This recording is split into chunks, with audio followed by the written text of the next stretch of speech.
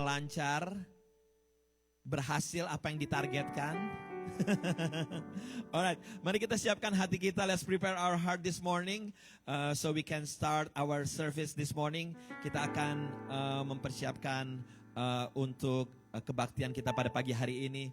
Bapa di surga, kami bersyukur, kami berterima kasih untuk kemurahan-Mu di dalam kehidupan kami, Lord.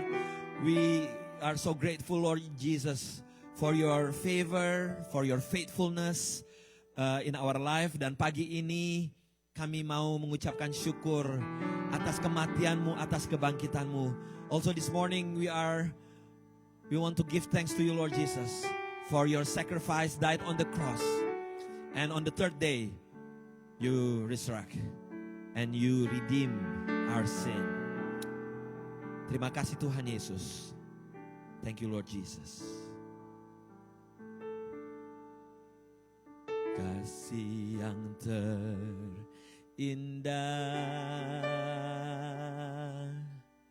hati yang mulia, hanya ku temukan di dalam-Mu, Yesusku. Pujian dari hatiku, selalu di setiap waktuku.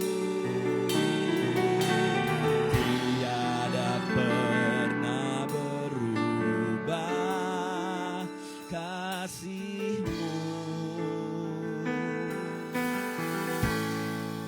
Karya terbesar dalam hidupku, pengorbanan-Mu yang selamatkanku. Engkaulah harta yang tak ternilai, yang ku miliki dan ku hargai. Yesus, Engkau ku kagumi. Ada yang tahu lagu ini? Mari angkat sama-sama. Kasih yang terindah, hati yang mulia, hanya ku temukan di dalam-Mu, Yesusku. Pujian dari hatiku, selalu di setiap waktuku. Tiada pernah berubah kasih-Mu.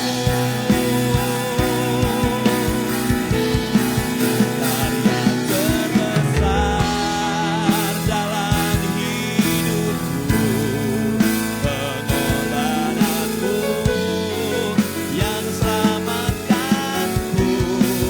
Engkaulah harta yang tak ternilai, yang ku miliki dan ku hargai. Yesus, Engkau ku kagumi. Mari sama-sama kita katakan sekali lagi dari awal, yuk.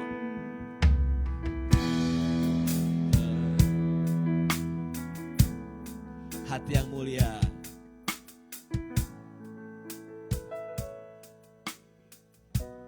hanya ku temukan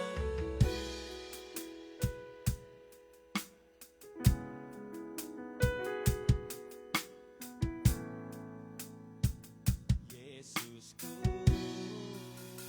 Pujian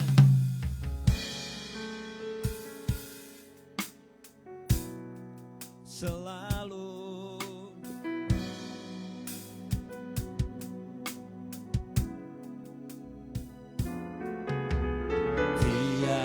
tak pernah berubah kasih-Mu. Karya terbesar dalam hidupku. Mari saya undang bangkit berdiri, Anda yang bisa berdiri, mari berdiri. Engkaulah harta yang tak ternilai yang ku miliki dan ku hargai. Yesus, Engkau ku kagumi.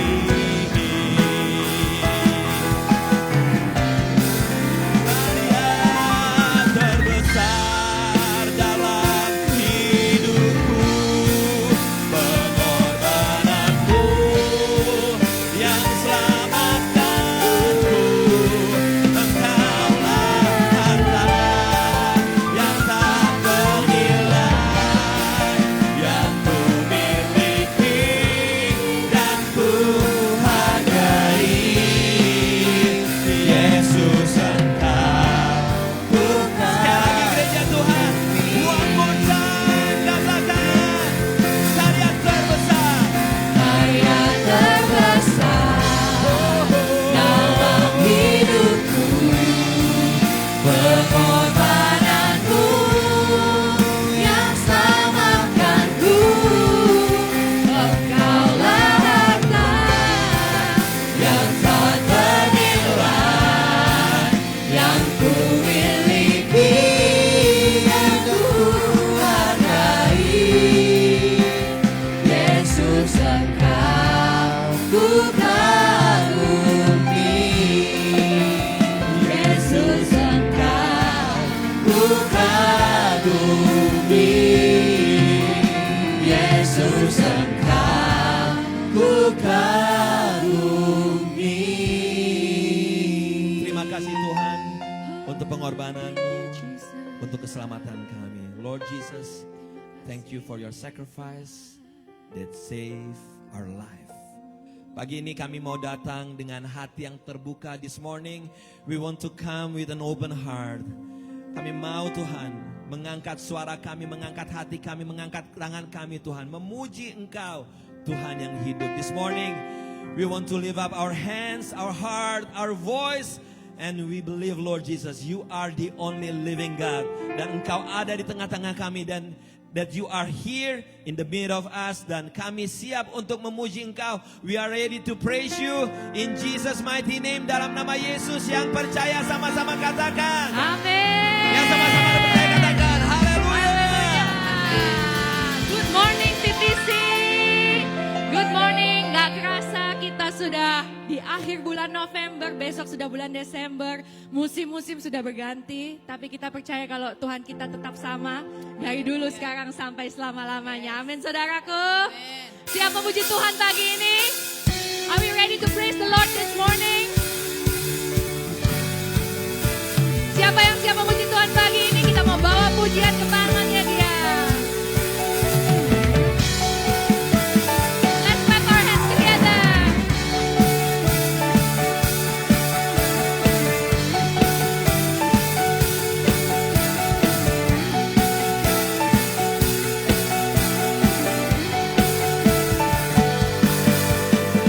Kami datang bawa pujian, bersama memuji-Mu Tuhan. Satukan suara dan nyanyikan sorak kemenangan. Katakan Gloria, Gloria, Gloria. Besar Tuhan, ditinggikan di atas segalanya. Gloria,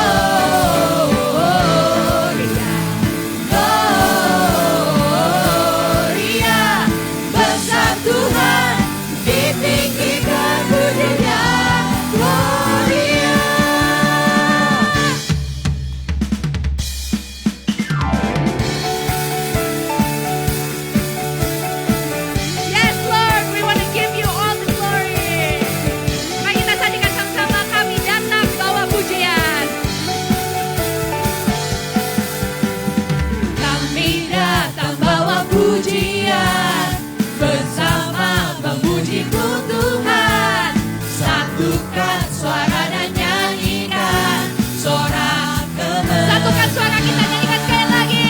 Kami datang bawa pujian, bersama memuji-Mu Tuhan. Satukan suara dan nyanyikan sorak kemenangan. Sing Gloria.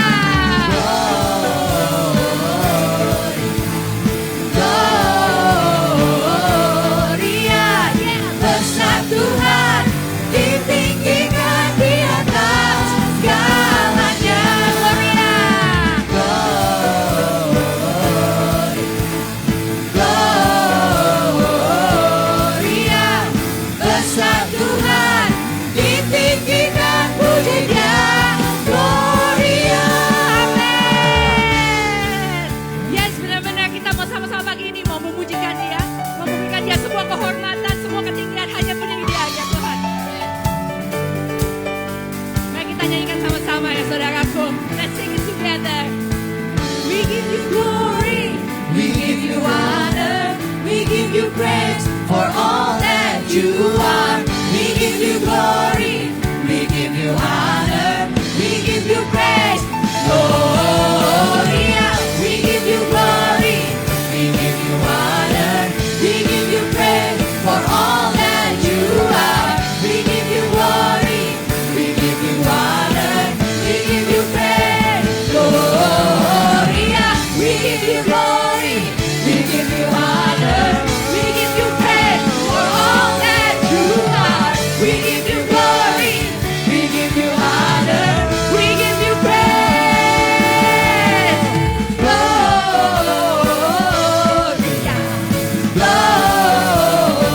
Gloria, besar Tuhan, ditinggikan di atas segalanya. Gloria,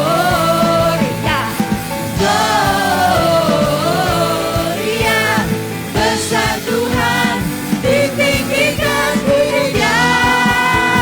Gloria.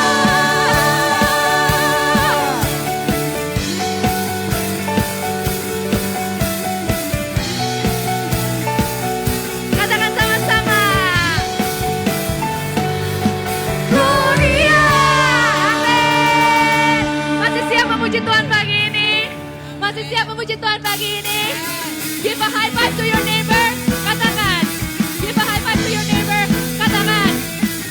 That God is good.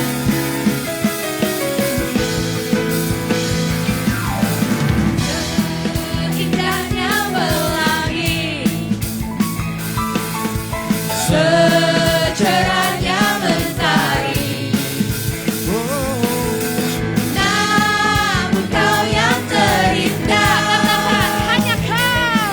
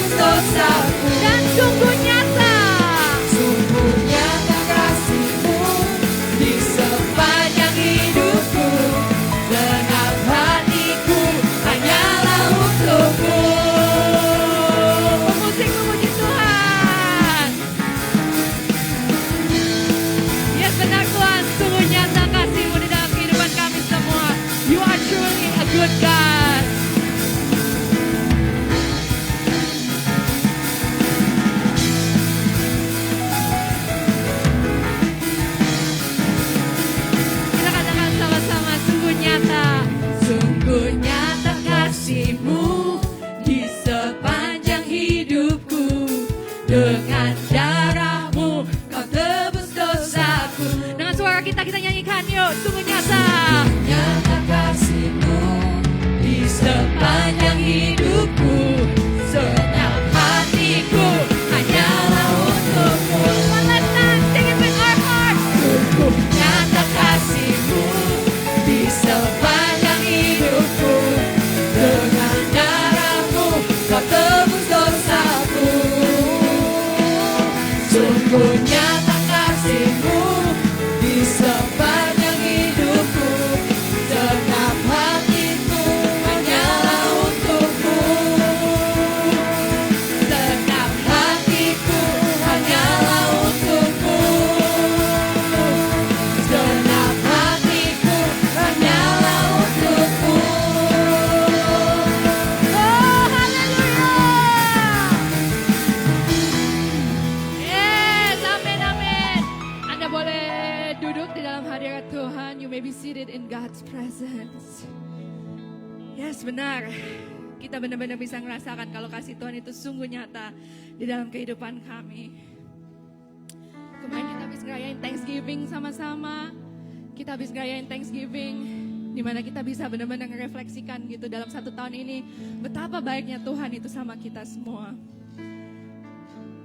Sebelum kita masuk di dalam firman Tuhan, mari kita baca ayat kita sama-sama untuk pagi ini.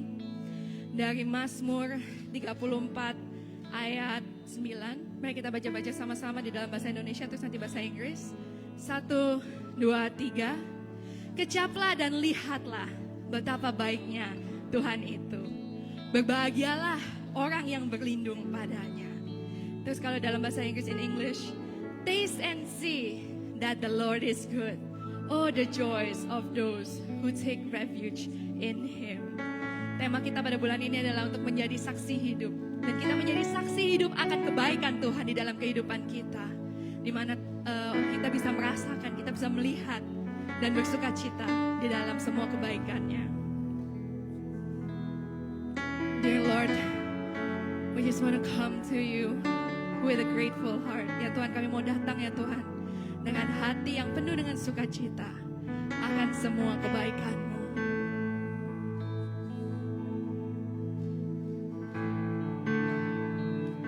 I love you, Lord, for your mercy never fails me. All my days I've been held in your hands.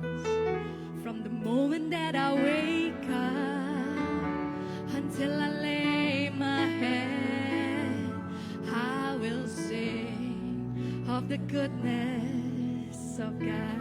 Kita nyanyi sama-sama yuk.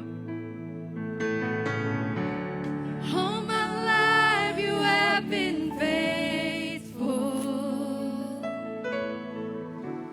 All my life you have been so, so good.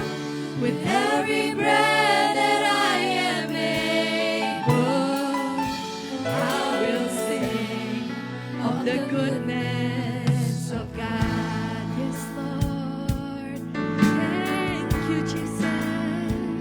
I love your voice. You have led me through the fire in the darkest night. You are close like no other, and I've known you as a father. I've known you as a friend, and I have lived in the goodness of God. Oh, and all my life you have been faithful. All my life you have been so, so good. With every breath that I am able,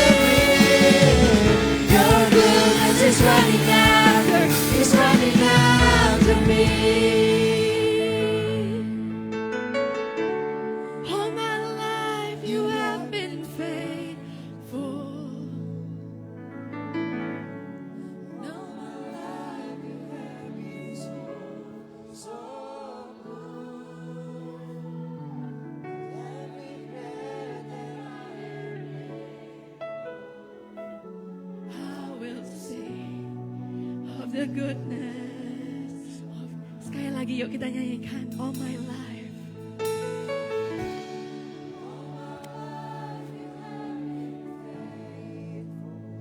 Yes Lord, all my life.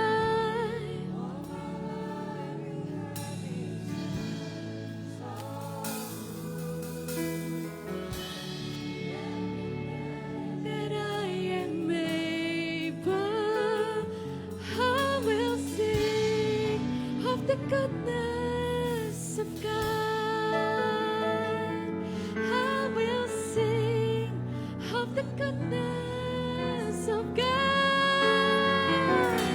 I will sing of the goodness of God.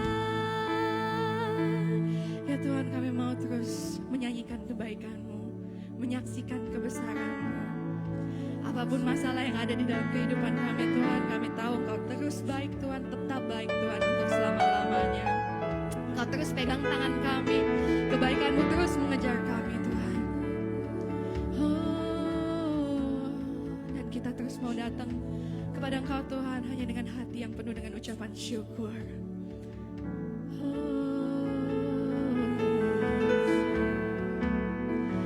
Ku mau selalu bersyukur, selalu bersyukur. Kau Tuhan yang setia, yang selalu menopang. Ku mau selalu bersyukur, selalu bersyukur. Kau Bapa-Ku yang setia.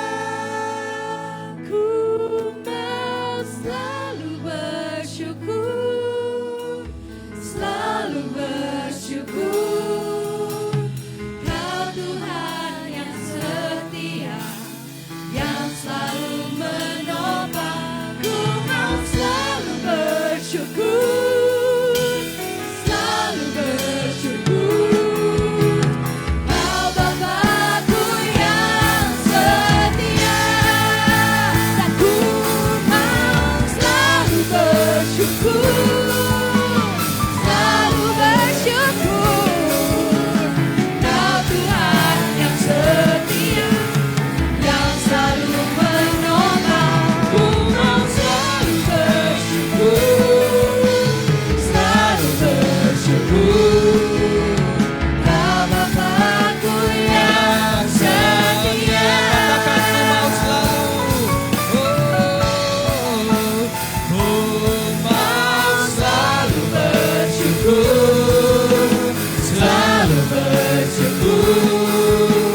Kau Tuhan yang setia, yang selalu menopang. Ku mau selalu bersyukur, selalu bersyukur.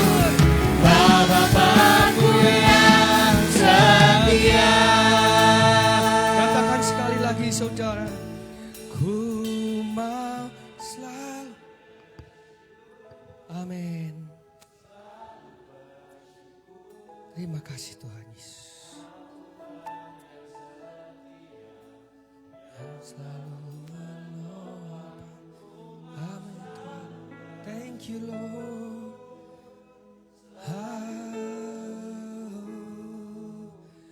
Kau Bapa-Ku yang setia. Kau Bapa-Ku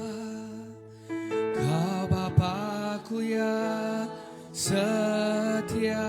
Kau Bapa-Ku yang setia. Kau Bapa-Ku yang setia.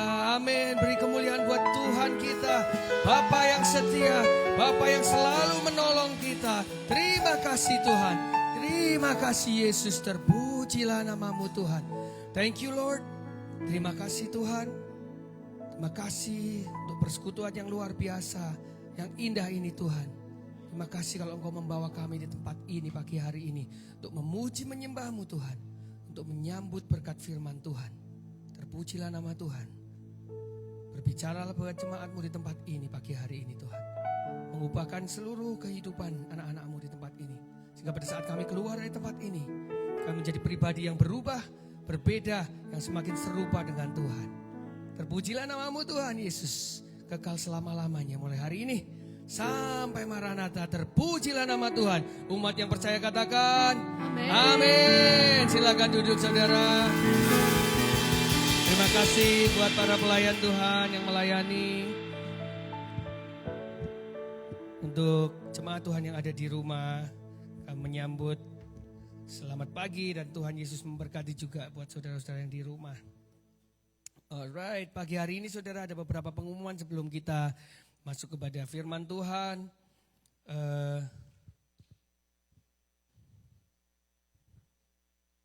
Yang pertama kita lihat ada di buletin kita. Oh iya, untuk youth, para youth hari ini youth akan digabung bersama Om Aldo, bisa ke lower hall. Di bawah ya youth, silakan boleh ikut Om Aldo langsung ke bawah. Follow Om Aldo pagi hari ini. Ya, melanjutkan untuk pengumuman. Di luar untuk Bapak Ibu yang punya anak-anak, di luar di sebelah kanan nanti kalau Bapak keluar, lihat di sebelah kiri ada toy drive, ada box berisi mainan-mainan. Kalau saudara punya mainan-mainan yang masih bagus, yang baru kalau bisa boleh saudara sumbangkan, ditaruh di box itu. Untuk kita bagi-bagikan siapa yang butuh mainan, siapa yang mau punya anak butuh untuk mainan di hari Natal, saudara boleh ambil di belakang ya saudara ya. Saudara lihat di buletin juga ada beberapa location, kalau saudara mau donasikan mainan-mainan ada beberapa itu di buletin kita ada. Terus kita juga melihat di halaman selanjutnya, kita Gereja PPC memasuki ke depan terus kita mengarah kepada gereja sel saudara ya. Jadi kita encourage saudara-saudara untuk bergabung dengan sel group, untuk bergabung dengan kelompok sel. Karena kita ini ada di perantauan, kita butuh komunitas, kita butuh teman-teman yang selalu bisa mendukung, memberikan masukan-masukan yang sehat, yang sesuai dengan firman Tuhan pastinya saudara ya. Di negara yang jauh dari negara kita, jauh dari keluarga, kita butuh persekutuan yang sehat, saudara. Jadi saudara di-invite untuk ikut, diundang untuk ikut bergabung dengan care group. Informasinya ada di buletin juga. Dan setelah ini seperti biasa, saudara diundang untuk ke Pax Cafe, untuk kita bisa berfellowship setelah kebaktian, makan, minum bersama-sama, berfellowship, dan juga di-encourage, dianjurkan untuk pay as you wish. Saudara memberikan donation di Pax Cafe seperti biasa. Saudara bawa teman-temannya, undang teman-temannya boleh. Dan juga yang terakhir, kita memasuki bulan Natal ini saudara ya. Jadi seperti biasa setiap tahun kita akan adakan Natal. Nah, Natal kali ini agak sedikit berbeda. Kita spesial karena melihat tahun lalu Natalnya itu membludak saudara ya. Jadi di sini penuh, kursi-kursi dipasang tetap gak cukup, di sebelah juga penuh. Nah, apa yang terjadi pada saat di sebelah, beberapa kita-kita yang ada di sana mengikuti, itu lihatnya di layar. Jadi kayaknya tuh kayak gak mengikuti live Natalan gitu. Jadi vibe-nya tuh gak asik katanya orang-orang tuh gak merasa Natal tuh, lihat layar tancap katanya. Jadi kurang asik gitu. Jadi tahun ini kita akan mengadakan Natal bersama di 2 gedung dengan 2 acara live bersama jalan. Gitu, tepuk tangan dulu dong saudara ya. Ini soalnya hal yang gak gampang nih saudara ya. Kita yang merancang juga agak bingung bagaimana soal musiknya, soal acaranya. Tapi saudara support dalam doa supaya acara Natal kali ini boleh menjadi Natal yang berkesan buat setiap orang yang duduk di sini dan juga duduk di sana ya saudara ya. Biar kita lakukan yang terbaik buat kemuliaan nama Tuhan. Itu aja pagi hari ini. Dan juga saudara nanti pulang, saudara keluar dari tempat ini, Pastor Julianto membawa buku-buku untuk saudara boleh lihat. Dan yang paling penting dibeli. Ya, dibeli dan taruh duit, itu yang paling penting. Jadi ada buku-buku di situ bagus sekali. Kemarin waktu retret dibawa, kita lihat, kita mengikuti retret buat saudara yang punya keluarga dan saudara yang akan berencana memiliki keluarga. saudara harus punya buku-buku itu dan harus dengar dari Pak Julianto ya. Kalau yang saudara tertarik boleh di belakang nanti lihat, silahkan ambil. Dan pagi hari ini kita mau diberkati firman Tuhan oleh Pak Julianto Simanjuntak. Silakan Pak.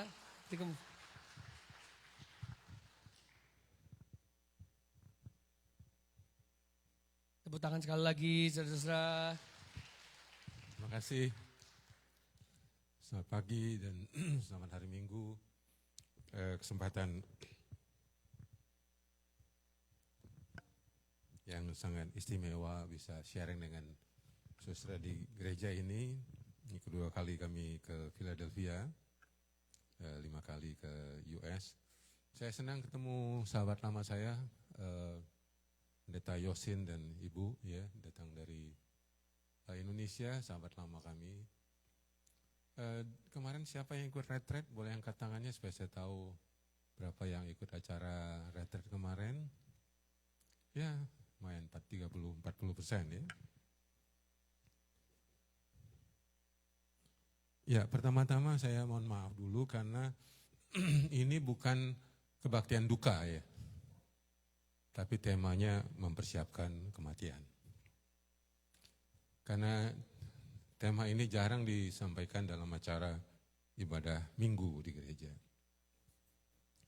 Ya, apa temanya? Sama-sama kita baca. Hidup berguna, ya mati bahagia.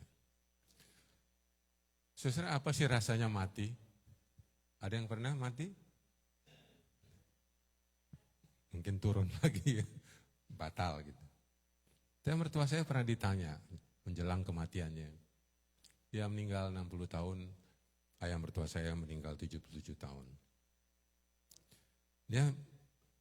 Kami ditanyakan apa sih rasanya mati? Dia yang hampir mati, sedang koma, persiapan untuk dipanggil Tuhan. Dia bilang sakit. Dia membayangkan kematian itu menyakitkan dan menakutkan. Kita tidak tahu, kita tidak pernah, seorang pun yang pernah mati. Ayah saya pernah mendampingi seorang anggota keluarga kami yang sedang koma juga. Menjelang dia mati, dia teriak-teriak gitu. Dan teriakannya adalah setan, setan, setan. Gitu. Ayah saya pegang tangannya. Kamu lihat salib. Jangan setan. Terus dia pegang gitu. Salib, salib, salib. Dan dia meninggal beberapa menit kemudian. Nah, karena kematian itu menakutkan dan menyakitkan untuk dibayangkan. Makanya kita tidak pernah memikirkan dengan serius kematian kita. Kita lebih sibuk mempersiapkan kehidupan yang sukses daripada kematian yang sukses, benar nggak? Halo? Dan kita juga tidak pernah secara sadar, sengaja dan terencana memikirkan kalau kita ditinggal oleh pasangan. Atau kalau ditinggal mati oleh anak atau orang tua. Saya kira jarang sekali kita memikirkannya. 17 tahun lalu istri saya tengah malam membangunkan saya. Pak, bangun dulu. Saya udah setengah tidur tuh, 11 malam. Dia bilang, ada apa sih, Ma? Bangun dulu. Ada apa? Bangun dulu. Saya setengah sadar, saya bersandar di dinding kamar kami. Dia tanya, Pak, kalau aku mati kok kawin lagi enggak? Apa? Saya bilang, kalau aku mati kau nikah lagi enggak? Saya udah ngantuk, saudara ya. Dan saya kan juga laki-laki. Saya bilang, iyalah kawin lagi, saya bilang. Ya umur saya juga masih muda kan, 17 tahun yang lalu. Ya. Saya masih 40-an gitu. Terus dia bilang begini, ya kalau kawin lagi oke lah, tapi cari istri yang sayang sama anak-anak ya. Ya, istri saya punya gangguan hypertiroid yang seringkali cemas dengan masa depannya. Dia paling takut kalau lagi kambuh itu saya di pesawat. Dia bayangannya pesawat jatuh gitu. Sekarang udah sembuh karena dia diterapi dengan obat. Jadi dia bayangkan kalau aku mati kau nikah lagi enggak? Ya aku akan cari istri yang sayang sama anak-anak. Oke, jadi saya sudah dapat surat izin menikah lagi ya, SIM. Karena saya udah sadar, saya bilang, oke Ma, kalau aku yang mati, kau kawin lagi enggak? Enggak. Aku urus anak-anak aja. Wah hebat ya jawaban istri saya, kalau saya kawin gitu, kalau dia enggak gitu. Terus saya bilang gini, Ma,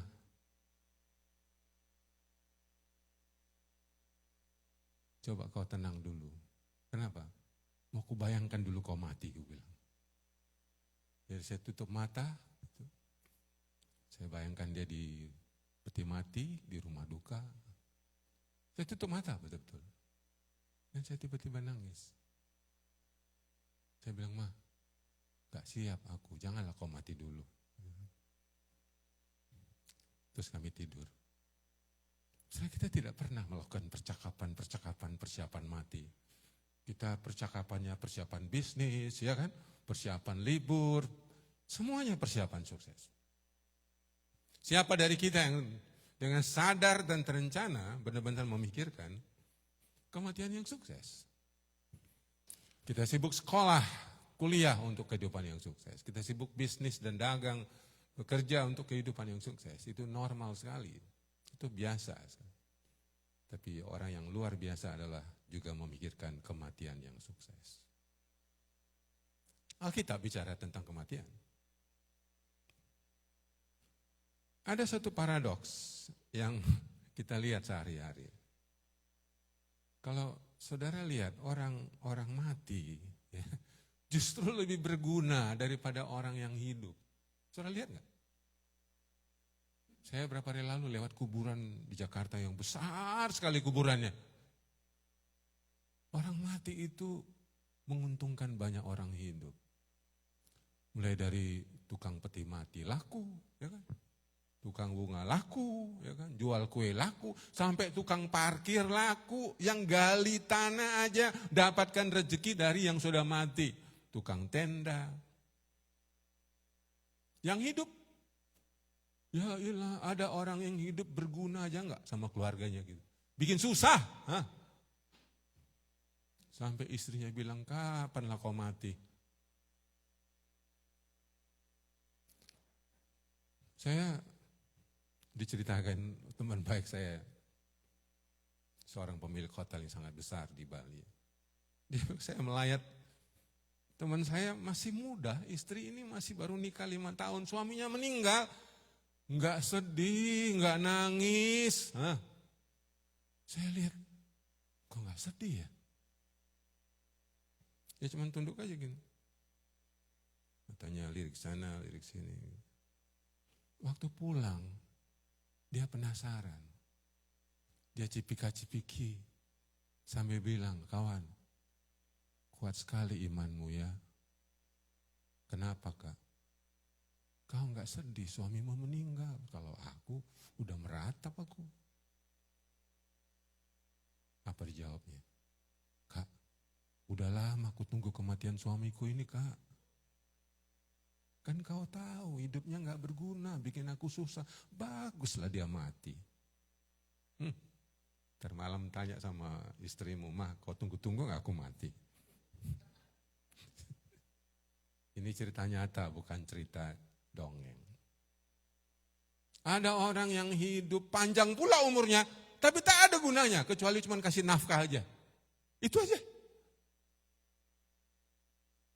Gak lebih daripada hewan yang kasih makan sama anak-anaknya. Saudara, kadang-kadang orang mati lebih menghidupkan, tapi ada orang hidup buat mati orang di sekitarnya. Apa tanda-tanda hidup kita berguna? Apa tanda-tanda hidup kita berarti? Apa tanda-tanda hidup kita dicari dan dibutuhkan? Tandanya ada 3, bahwa saudara dirindukan, dan saudara dicari, dan saudara dibanggakan. Kalau di rumah sehari-hari Anda nggak dicari, Anda pergi kemana berapa hari, nggak dirindukan, mungkin saudara sudah mati sebelum waktunya. Bahkan mungkin kalau pulang, udah pergi berapa hari, mungkin Anda ke negara bagian lain, terus mama pulang gitu. Terus anak mau tanya, kok mama cepat pulangnya? Kita nggak ditunggu, kita nggak dicari, kita nggak dirindukan. Itu tandanya saudara dan saya tidak berguna apa-apa di rumah, kecuali uang yang ditunggu anak-anak kita, kecuali uang yang ditunggu pasangan kita. Saudara pernah merasa dirindukan, dicari? Atau saudara merasa anak-anak bangga sekali sama orang tuanya? Saya lama bertahun-tahun anak saya tidak bangga dengan saya. Kami jarang sekali berkomunikasi, sangat miskin, sangat minim, sangat dingin. Terutama waktu mereka remaja. Bahkan kalau saya telepon, karena saya sibuk, anak saya cuma 30 detik. Udah Pak, sudah. Saudara pernah merasa begitu sama anak? Gak mau cepet-cepet, gak mau lama-lama ngomong. Aku ada kerjaan ini. Setelah saya beri waktu, saya ambil cuti 4 tahun menemani dia saat dia depresi di Salatiga. Saya menolak banyak undangan. Saya kehilangan income 800 juta setahun. Buat saya waktu itu tahun 2013-14 itu mahal sekali gitu. Sebagai seorang pembicara. Tapi rupanya pengorbanan saya itu membuat dia merasa bapaknya udah kembali, udah pulang. Tadinya sibuk, pergi sana, terbang sini. Saya bisa terbang 130 kali setahun sebagai pembicara. Tapi anak saya gak merasakan apa manfaat bapaknya, kecuali uang, kecuali kasih sekolah. Udah, dia bilang sama saya, bapak gunanya cuma itu, kasih uang, kasih sekolah. Di luar itu bapak gak ada gunanya, itu sama saya. Setelah itu saudara-saudara, waktu kami makin banyak bersama, bermain bersama, ngobrol bersama, jalan bersama. Dan saya ikuti kemauannya sekolah ke Amerika, ke Dallas, ke Texas. Waktu di semester 1 saya datangin, saya kunjungin. Dia peluk saya dan bilang, thank you ya Pak. Kau sekolahkan aku ke sini. Saudara-saudara, mungkin kita hidup. Tapi tak beda dengan orang yang sudah mati. Kita nggak dicari, kita nggak dirindukan, kita nggak dibanggakan, kita nggak dipedulikan. Kadang-kadang orang mati lebih berguna daripada orang yang hidup. Nah, saudara, dalam hidup ini tidak penting berapa panjang umur kita. Ya. Kalau masih ingat saudara, kalau ulang tahun kan panjang umurnya gitu kan? Panjang umurnya gitu. Yang lebih penting bukanlah umur panjang. Yang kita ikuti saja Yesus yang kita rayakan nanti. Dia cuma 33 tahun itu. Mungkin kalau Yesus tetangga kita bilang sial benar nih orang 33 tahun udah mati. Gitu kan. Konsep kita kalau orang mati muda itu tidak diberkati Tuhan, betul nggak? Iya. Ya ilah, baru kerja 3 tahun, udah mati. Hah? Tapi Yesus walaupun dia 3 tahun, hidupnya berguna. Untuk apa kita panjang umur, tapi setelah kita evaluasi kegunaan kita, kemanfaatan kita, keberartian kita, tidak diperhitungkan orang. Jadi ingat itu. Tidak penting berapa umur panjang. Tidak penting kehidupan yang sukses. Yang penting adalah kematian kita berdampak, kematian kita berguna, berarti bagi orang-orang yang kita tinggalkan. Kita membuat legacy, ya, ada sesuatu yang kita tinggalkan kepada orang-orang yang kita kasih. Mari kita lihat satu ayat dalam Filipi 1, ini populer sekali ya. Bagiku hidup adalah Kristus dan mati adalah keuntungan. Saya serius baca ayat ini. Sama-sama yuk kita baca. Bagiku. Kalau Anda lihat ayat ini, yang untung siapa? Coba lihat. Mati adalah keuntungan. Loh, kok mati adalah keuntungan? Pertanyaannya yang untung siapa? Yang mati atau yang ditinggal mati? Ayo. Hah? Kok tahu? Hah? Siapa? Gitu, oke. Setujulah kita. Masuk surga gitu kan? Yang ditinggal mati? Nggak ada urusan sama kita. Wah. Nggak ada urusan. Pertanyaannya, apakah yang kita tinggal merasa beruntung pernah hidup sama kita? Itu pertanyaannya. Sehingga dia menyesalkan kematian kita. Bukan mensyukuri seperti tadi itu, istri tadi itu. Syukurlah kau mati. Ya. Jadi ayat ini tidak hanya bicara soal orang mati, tapi yang ditinggal mati mereka merasa beruntung enggak? Bahwa hidup kita berdampak buat mereka. Saudara, kalau orang Batak meninggal, saya ini orang Batak, Tulen ya, Simanjuntak. Ya. Simanjuntak gentar membela yang benar. Yang paling penting adalah pembacaan kurikulum vitae. Nah, itu berjam-jam itu. Apa yang kita tulis ya? Sejarah hidup bapak atau mama kita. Wah, panjang saudara. Apa? CV adalah menunjukkan bagaimana kita hidup sebelum kita mati. Wah, itu momen penting itu. Berikut pembacaan kurikulum vitae, riwayat hidup almarhum. Wah, itu semua sudah mendengarkan dengan baik. Apa isinya? Jadi saudara dengar kalimat saya ini. Sesungguhnya hidup itu adalah mempersiapkan CV kematian kita. Saudara ini sedang mempersiapkan kurikulum vitae kematian, nanti apa yang akan dibaca oleh orang-orang yang terdekat dengan kita. Saudara siapkanlah CV itu. Jangan terlalu senang kerja di Amerika. Jangan terlalu bangga Anda bisa merantau ke sini. Pikirkan baik-baik CV Anda. Pernah Anda bayangkan kalau Anda mati mau dibawa kemana? Mau dikubur apa mau dibakar? Udah kasih warisan sama anak-anak, nanti kalau bapak mati. Jangan-jangan saudara tidak mempersiapkan itu karena Anda terlalu sibuk hidup sampai lupa Anda sebentar lagi mati. Jadi tahu di malam ada yang dipanggil Tuhan. Sayang sekali kalau Anda nggak mempersiapkan kematian. Karena kematian adalah pintu menuju kehidupan kekal. Saya siapkan kematian itu. Saya siapkan orang-orang yang ada tinggalkan mati. Mereka siap. Bukan hanya ada warisan hidup, tapi juga ada warisan mati.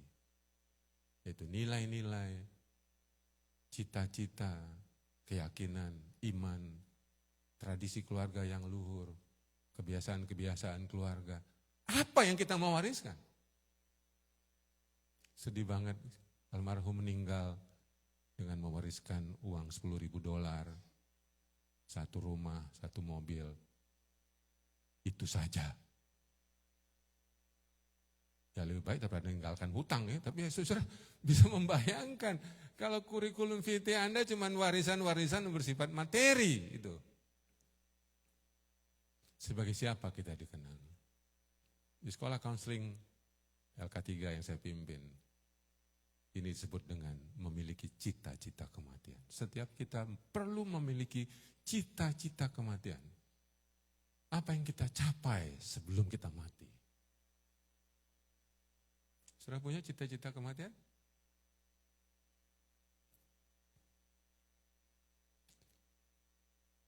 Dan dalam Filipi 1 ayat 21, Paulus menyambung. Dia bilang kalau aku harus hidup, ya, kalau aku harus hidup. Dia sebenarnya pinginnya dipanggil Tuhan gitu. Tapi kalau aku harus hidup, katanya, kalau aku harus hidup, aku ingin hidupku berarti. Memberi buah. Gitu. Saudara, keinginan hidup berarti sangat penting kita miliki. Kalau tidak, pikiran kita bangun pagi, uang, uang, uang. Sampai ada nyanyi sekolah minggu, apa yang dicari orang? Uang. Ya, uang penting lah.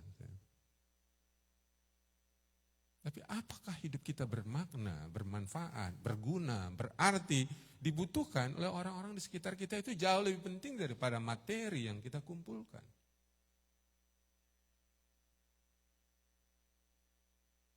Sehingga mertua saya, Profesor Hendraha, mengajarkan tentang hidup yang berkualitas dan mati yang berkualitas. Tidak cukup hidup berkualitas, hidup yang sukses, hidup yang berarti. Dia mengajarkan kepada kami, mati pun harus berkualitas. Ini diajarkan tahun 1997 ketika kami Natal. Dan dia menulis satu poin yang sangat penting. Nah, hendaklah hidupmu berkualitas, kematianmu juga berkualitas. Hidup itu seperti bibit yang kematian nanti akan ditanam dan menghasilkan buah buat orang itu ditinggalkan mati. Kita tidak mati bless gitu saja, tapi yang ditinggal mati menuai apa yang sudah kita tanam pada waktu kita hidup. Dia mengatakan kualitas hidup ialah kita mewarisi hal-hal baik dari yang mendahului kita. Orang tua, kakek, leluhur kita. Ya, kita mengadopsi nilai, ya, menikmati kehadiran, iman mereka, teladan hidup, teladan perkawinan, tradisi, keluarga, dan karya-karya dari orang yang sudah meninggal.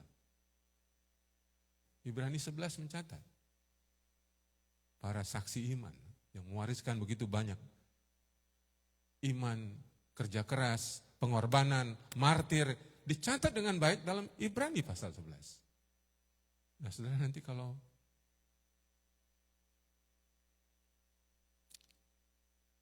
memikirkan apa yang sebenarnya kita warisi dari orang tua kita.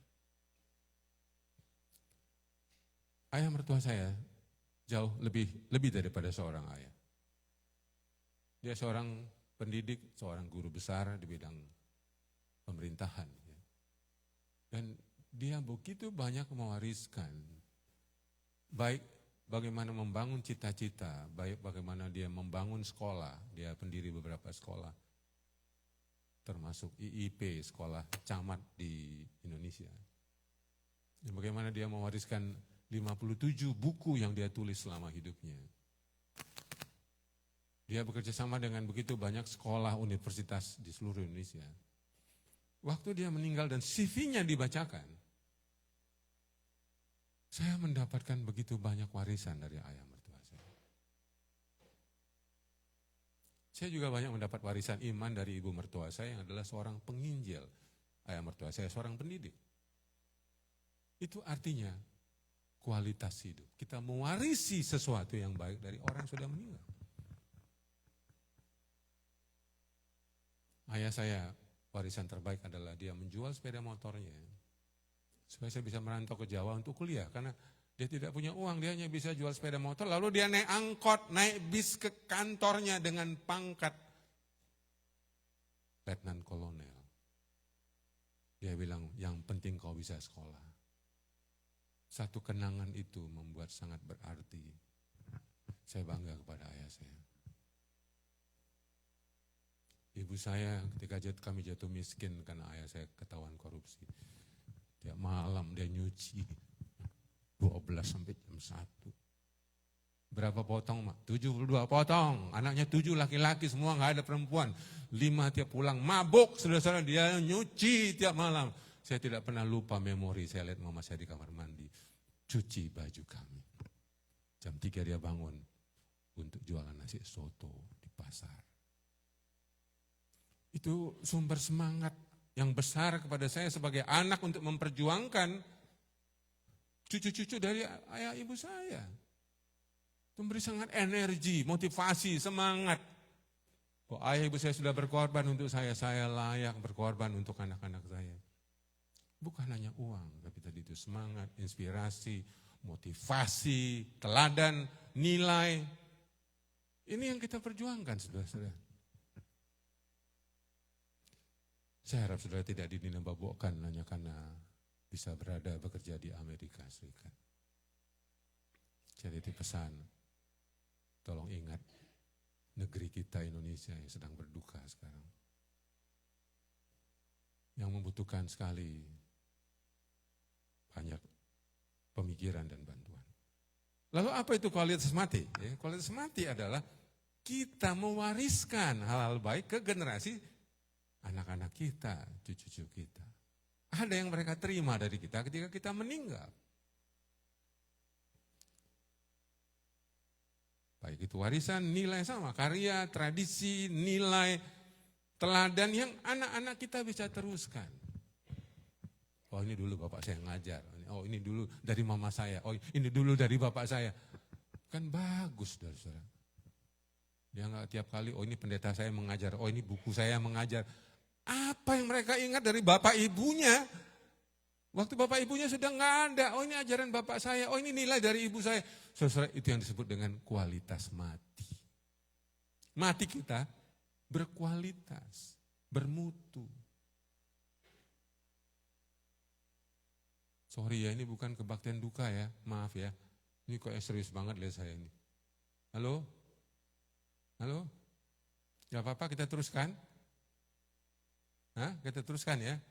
Jangan tersinggung ya. Ini udah mau siap-siap mati.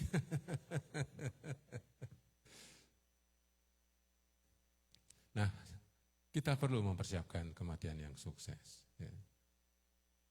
Di mana pintu kematian yang sukses itu adalah hidup kita berguna. Pastikan hidup kita berarti buat yang ada di sekitar kita. Apa yang dirasakan orang di sekitar kita? Ketika kita hadir, ketika Anda di gereja, Anda enggak orang merasa bahwa saudara hidup di sini? Berguna di sini. Atau hanya jadi penonton aja, datang pulang. Lah, saudara, untuk apa saudara di gereja sebagai orang percaya kepada Tuhan? Lakukan sesuatu yang membuat Anda bermakna. Dan kalau nggak datang minggu depan dicari itu, misalnya Robert. Robert kok nggak datang? Lah kalau saudara 6 bulan nggak dicari, Anda nggak datang nggak dicari, berarti Anda nggak berguna di gereja ini. Ya kan sama kalau Anda ke kantor, dicari bos, mana kamu? Saya perlu kamu. Itu bagus tuh. Kamu udah cuti 5 hari sakit nggak dicari bos. Ada boleh, masuk kantor boleh, nggak ada juga nggak boleh. Saudara artinya nggak begitu berguna. Itu tandanya, bos saudara dicari. Wah kamu nggak ada nih repot. Besok mesti masuk, kamu dilarang sakit. Ya ampun, dilarang sakit.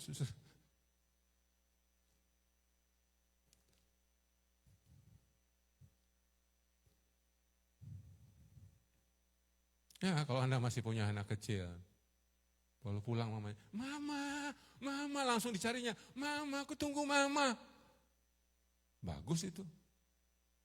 Tapi nggak sedikit di Indonesia ya, bukan di Amerika loh, di Indonesia. Baru dengar suara mobil bapaknya, langsung dia pamit sama mamanya, ma aku ke kamar, kenapa? Bapak pulang. Masuk kamar main game. Ngeri katanya kalau bapaknya udah pulang. Baru dengar suara mobil gong gitu kan, masuk kamar. Mungkin termasuk istri kamu juga masuk kamar.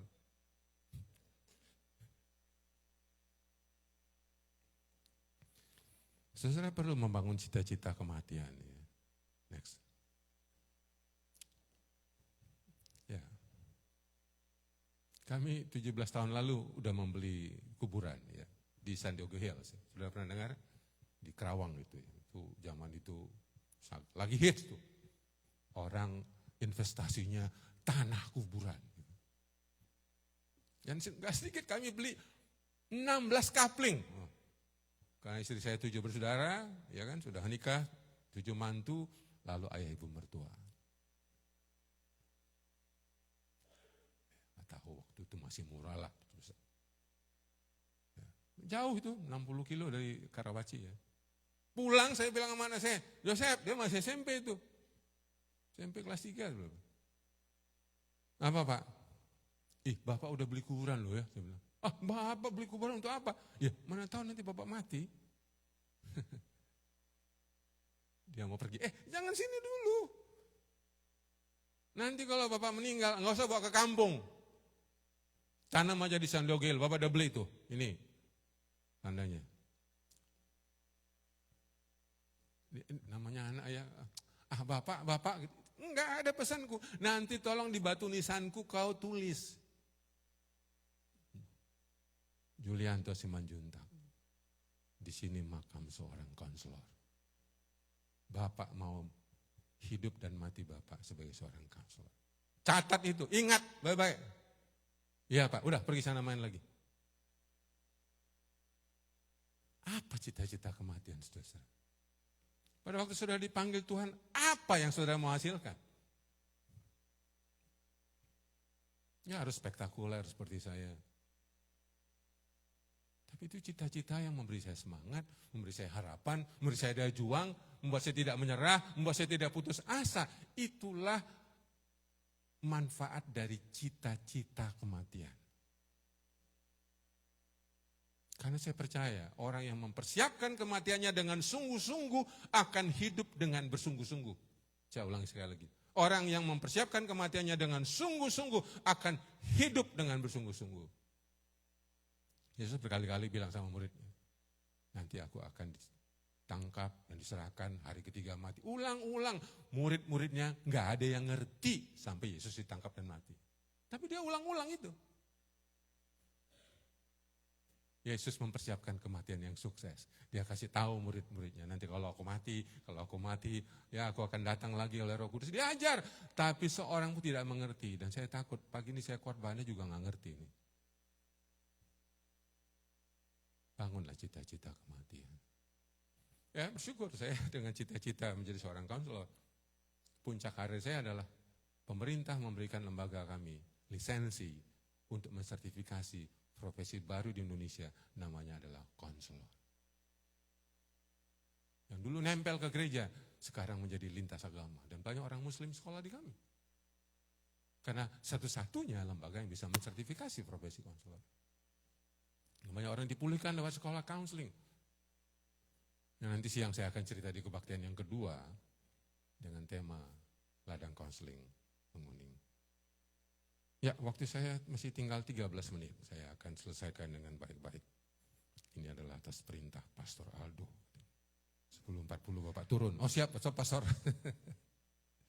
Brownie Ware, seorang perawat dan seorang penyanyi, bekerja di hospice, tempat orang yang sebentar lagi mati. Dan dia menulis satu buku yang spektakuler yang diterjemahkan hampir 30 bahasa di dunia dan judulnya menarik. 5 penyesalan orang yang lagi sekarat. Oh, temanya aja menarik. 5 penyesalan terbesar orang yang sekarat. Apa 5 penyesalan itu? Yang pertama, opa-oma yang sudah 70, 80 tahun, 90 tahun yang sudah menunggu mati, bilang begini, coba dulu saya punya keberanian hidup seperti yang aku kehendaki, bukan berdasarkan harapan orang lain. Jadi banyak opa-oma ini ternyata hidupnya bukan berdasarkan cita-citanya, tapi cita-cita orang lain, orang tuanya. Nikah bukan dengan orang yang dicintai, nikahin dipasangin orang tuanya. Ambil jurusan kuliah yang bukan dari dirinya, disuruh orang tuanya. Saudara-saudari Anda akan menyesal kalau Anda tidak menghidupi cita-citamu. Yang kedua adalah sama para pria ini. Coba dulu saya tidak terlalu bekerja keras. Ya, karena mereka banyak lembur. Ya kan? Kurang libur, kurang tidur. Sehingga kehilangan masa muda, kehilangan relasi sama anak-anak, tidak sempat bermain, bercerita sama anak-anak, dan kehilangan intimasi dengan pasangan. Saudara, terlalu mahal hanya untuk uang, hanya untuk ambisi Anda, untuk jabatan. Anda mengorbankan anak-anak dan pasangan. Terlalu mahal. Bahkan mungkin sampai Anda stres, depresi, anxiety, candu, hanya gara-gara ambisi saudara bekerja terlalu keras. Saya orang workaholic. Mungkin sebabnya Alka 3 berkembang. Anda bisa bayangkan 130 kali terbang, pulang 3 hari terbang lagi pulang. Profesi saya konselor, tapi saya dicari. Tapi saya akhirnya depresi. Burnout. 2 anak saya depresi, kami pergi ke 12 psikolog, 4 psikiater, 5 konselor. Lalu pertanyaannya untuk apa saya punya uang? Kalau akhirnya kami sakit jiwa, depresi.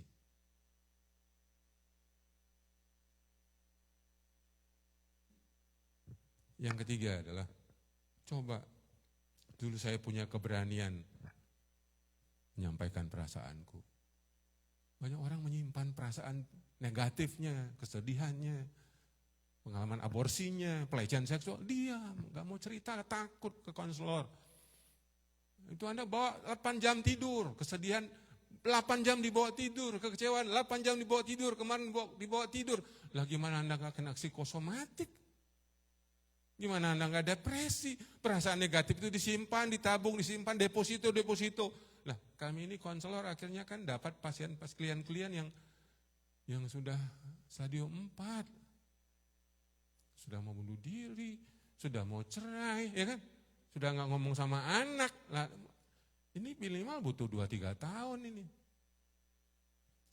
Saudara, lembaga kami ada 100 konselor, ada 8 psikolog. Anda daftarkan diri Anda, cari konselor, pakai Zoom. Ya saya tahu di sini mahal. Saya keliling Eropa 7 kali, mereka bilang, Sami kalau ke Eropa di sini, psikolog di sini, konselor kami membayar 300 euro. Ya kan berapa itu? Itu pun antri. Nah jawabannya adalah lembaga kami menjadikan counseling secara online. Jangan malu. Yang keempat, coba dulu saya membina hubungan dengan sahabat. Saya masih punya waktu hangout dengan teman, ngopi yuk, ngobrol. Anda bisa curhat dengan bebas, Anda bisa cerita dengan bebas. Jangan bangga punya teman Facebook banyak, grup WA banyak. Itu bukan sahabat, saudara. Oh, sudah hidup lagi. Ya, minimal 2-3 sahabat Anda punya. Ya, kemalangan klien kami bukan masalahnya banyak, tapi karena sahabatnya sedikit. Anda boleh punya masalah banyak, tapi kalau Anda punya sahabat baik, bagus, banyak, Anda aman. Karena curhat itu menyelesaikan 50% masalah emosi Anda. 50%-nya yang lain Anda harus ke ahlinya, psikolog atau konselor. Yang kelima, coba dulu saya bikin hidupku lebih bahagia.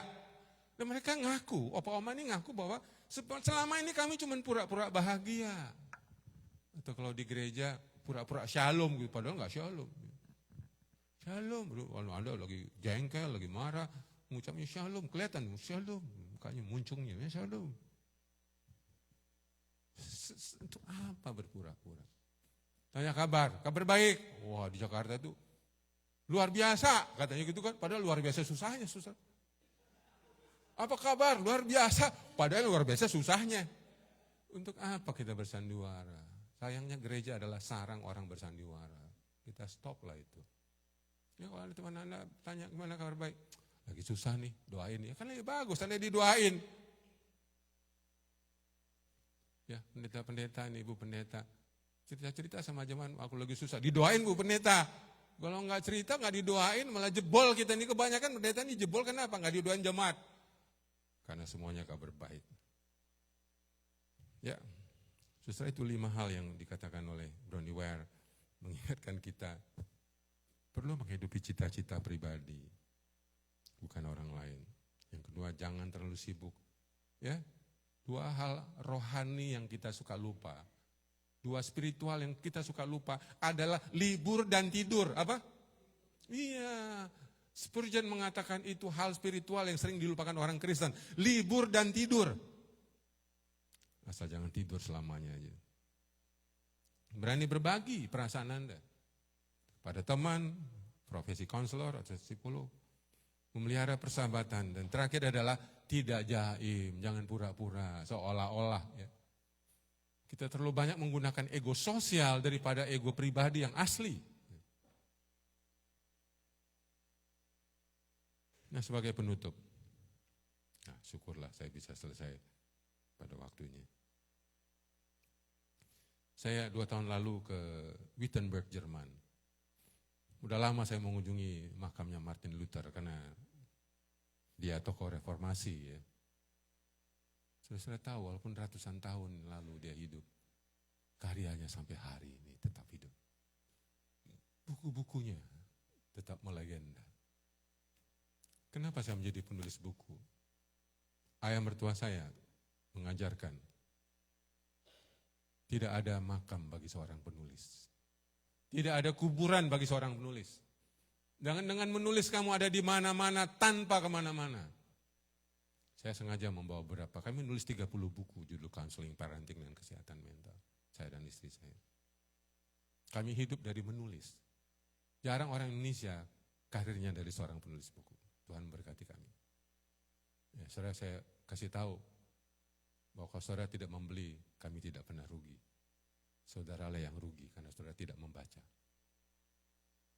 Saudara, kita berharap kita seperti Martin Luther. Walaupun dia sudah mati lama, masih ada yang ingat-ingat kita. Masih ada yang ingat karya-karya hidup kita.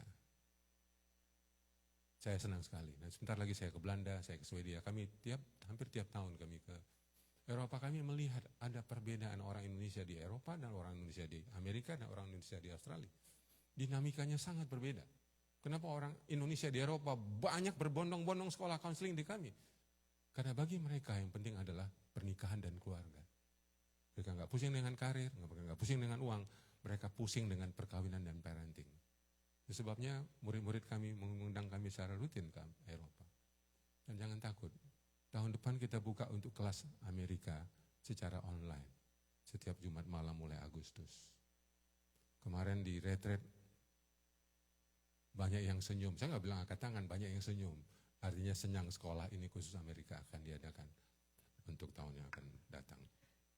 Nah, pada akhirnya saudara, saya tutup dengan kalimat, banyak orang sibuk mempersiapkan kehidupan sukses, tapi sayangnya lupa mempersiapkan kematian yang sukses.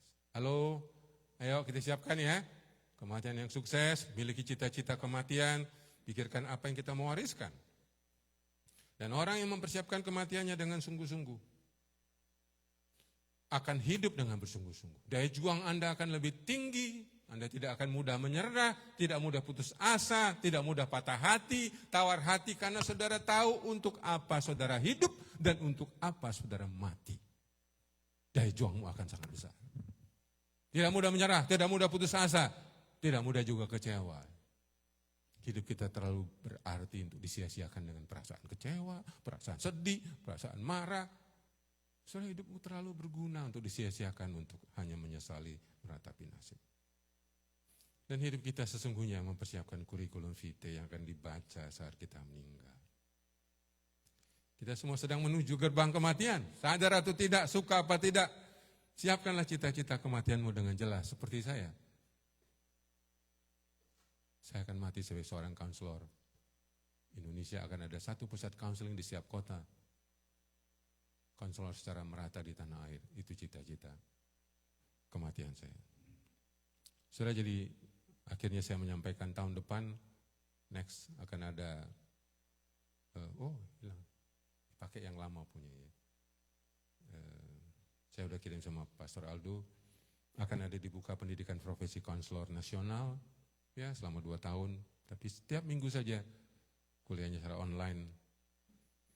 Setiap Jumat malam jam 7 sampai 10 waktu Philadelphia, dan kalau orang cukup banyak datang, kami datang setiap semester ke sini secara onsite. Memberikan pelatihan selama 3 hari selain secara online. Daftarkan diri Anda segera karena hanya untuk 35 orang untuk seluruh negara bagian di Amerika yang akan dimulai Agustus tahun 2026. Dan tahun depan komunitas kami sudah ada di seluruh dunia, dan tahun depan kami akan retreat LK3 Global, LK3 Lintas Negara di Swiss bulan September di Wittenberg, di mana kami akan menikmati acara retreat lintas negara dari seluruh dunia di Wittenberg, Swiss. Nanti saya kirim lewat juga Pastor Aldo. Itu saja, terima kasih. Saudara-saudara, saya senang berbagi tema yang mungkin jarang saudara dengarkan. Dan tolong doakan saya dan istri saya yang lagi khotbah di ILC yang salah ya. Kami dipercaya pemerintah untuk mensertifikasi profesi konselor. Ini tugas yang tidak mudah, karena apa? Untuk seluruh Indonesia, lembaganya cuma satu, hanya kami. PR yang sangat berat, sekarang ada 800 yang lagi sekolah dan kuliah, ada yang non-gelar, ada yang pakai gelar. Tapi ada 280 yang sedang ikut sertifikasi konselor dan ada 2.000 alumni yang kami latih terus secara rutin, dan saya harap saudara membangun ladang counseling di Amerika. Mari kita berdoa sama-sama. Kita berdoa, Bapa di surga, kami terima kasih untuk gereja ini. Berkati hamba-Mu, pemimpin Pastor Aldo dan tim, dan semua pengurus yang aktif, dan tanamkanlah kebenaran firman yang kami dengar, biar menggerakkan hati kami untuk membangun cita-cita kematian, dan kami semua boleh hidup dengan sukses dan juga mempersiapkan kematian dengan sukses. Meteraikan firman-Mu demi Kristus Tuhan yang hidup, kami berdoa. Amin. Amin. Amin. Tepuk tangan sekali lagi buat Pak Julianto. Terima kasih Pak. Terima kasih. Terima kasih Pak. Saudara diberkati Tuhan pagi hari ini saudara. Saya berdoa saudara mendapatkan sesuatu ya, dibawa pulang sesuatu yang baik. Siapa di sini yang siap untuk menerima, mendapatkan kehidupan yang sukses saudara? Boleh tangan saudara. Kehidupan yang sukses. Kalau kematian yang sukses, siapa siap? Siap mati hari ini saudara? Amin ya, kita harus amin ya. Siap mati untuk menerima kematian yang sukses. Amin. Mari kita mau sebelum kita mau tutup kebaktian pagi hari ini, kita mau siapkan persembahan kita. Kalau ada yang butuh amplop untuk persembahan, boleh angkat tangan, nanti Asyar boleh dibantu. Kalau saudara sudah siap, saudara saya undang saudara untuk bangkit berdiri. Mari kita mau berdoa untuk persembahan dan kita mau tutup kebaktian pagi hari ini. Kita mau angkat persembahan kita di hadapan Tuhan. Sama-sama kita bersyukur. Terima kasih. Ku mau selalu bersyukur, selalu bersyukur. Kau Tuhan yang setia, yang selalu menolong. Ku mau selalu bersyukur, selalu bersyukur. Kau Bapa-Ku yang setia. Sekali lagi ku mau selalu bersyukur, selalu bersyukur. Kau Tuhan yang setia, yang selalu menolong. Ku mau selalu bersyukur, selalu bersyukur. Kau Bapa-Ku yang setia, Kau Bapa-Ku yang setia, Kau Bapa-Ku yang setia. Terima kasih Tuhan. Terima kasih Tuhan untuk berkat firman Tuhan pagi hari ini. Kami menerimanya di dalam nama Tuhan Yesus. Terima kasih Engkau mengubahkan setiap cara pikir kami, untuk kami boleh mempersiapkan kehidupan kami Tuhan. Gak cuma kehidupan di dunia ini, tetapi kematian kami. Sehingga pada saat kami meninggal Tuhan, kami memiliki kematian yang sukses Tuhan. Dan orang mengingat kami atas apa yang berguna di dalam kehidupan kami. Terima kasih di dalam nama Yesus Tuhan. Kami berdoa haleluya. Tuhan Yesus, kami mau berdoa pagi hari ini untuk persembahan yang dibawa oleh anak-anak-Mu. Tangan-tangan yang terangkat Kau berkati Tuhan. Setiap pekerjaan mereka, keluarga mereka, sukacita, damai, sejahtera Tuhan. Kesehatan. Dan apapun yang menjadi doa-doa mereka Engkau kabulkan Tuhan. Engkau bersama dengan mereka, memberkati mereka Tuhan. Kau memberkati hari-hari Tuhan. Kami bekerja, kami berkeluarga. Terus Tuhan, Roh-Mu ada bersama dengan kami. Memberkati setiap kehidupan anak-anak-Mu Tuhan. Dan keuangan yang dibawa Tuhan, yang dipersembahkan pagi hari ini, boleh dikelola oleh gereja ini, menjadi berkat untuk pelayanan di tempat ini Tuhan Yesus. Terima kasih, sekali lagi berkati anak-anak-Mu yang memberkati gereja ini lewat persembahan mereka Tuhan. Dan kehidupannya menjadi berkat, terus diberkati, pekerjaan selalu available buat mereka Tuhan. Kesehatan selalu ada mengikuti mereka, sukacita, damai, sejahtera Tuhan. Dan keluarga yang bahagia, keluarga yang baik, selalu mengikuti mereka Tuhan. Terima kasih Yesus, terpujilah nama-Mu Tuhan. Mari saudara, angkat kedua tangan-Mu Tuhan, saudara di hadapan Tuhan. dengan berkat yang Tuhan berikan pagi hari ini. Pulanglah dan keluarlah dari tempat ini. Tuhan memberkati dan melindungi setiap kita. Tuhan menyinari kita dengan wajah-Nya dan memberikan kita damai sejahtera. Dan Tuhan selalu menghadapkan wajah-Nya kepada kita dan memberikan kita damai sejahtera. Keluar dari tempat ini, jadi berkat, jadi terang, jadi garam buat setiap orang-orang yang ada di sekitar kita. Sehingga apapun yang engkau kerjakan boleh menjadi berkat buat banyak orang. Sehingga nama Tuhan diberkati, nama Tuhan dimuliakan lewat kehidupan kita. Terima kasih Tuhan. Segala puji, hormat, syukur hanya bagi-Mu Tuhan. Berkati setiap anak-anak-Mu sehingga kehidupan mereka terus memuliakan nama-Mu. Segala puji, hormat, syukur bagi Tuhan. Mulai sekarang sampai selama-lamanya umat yang percaya katakan amin. To God be the glory.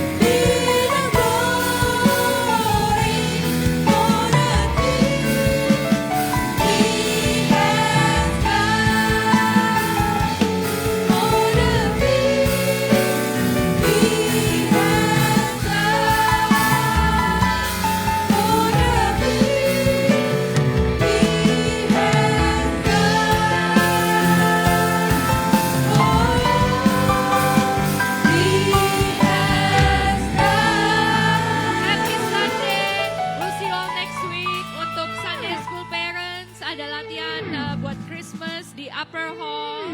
Untuk Sunday School Parents, ada latihan buat Christmas di Upper Hall. Ada buku. Di depan kalau mau lihat buku, ada yang jualan buku, silakan. Happy Sunday all. God bless you.